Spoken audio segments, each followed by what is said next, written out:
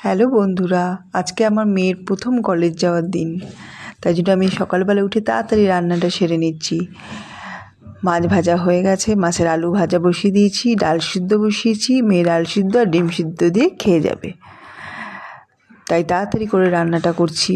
ওর স্নান হয়ে গেছে, ওর চুলটা আমি আঁচড়ে দিচ্ছি, কারণ ও চুল একা আঁচড়াতে ঠিকঠাক আঁচড়াতেই পারে না।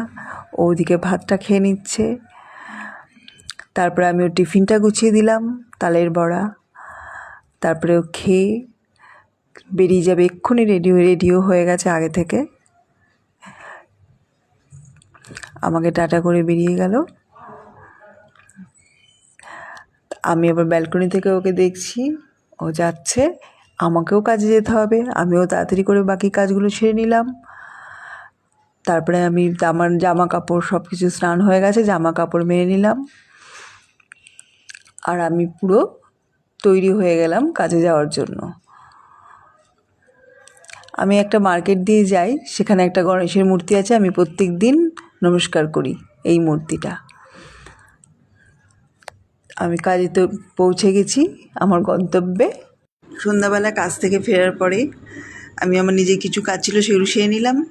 তারপরে আমার পোষা বিড়াল মোমো এনে খাচ্ছে, আর আমি নিম ফুলের মধু দেখতে দেখতে ব্লগটা এখানেই শেষ করলাম।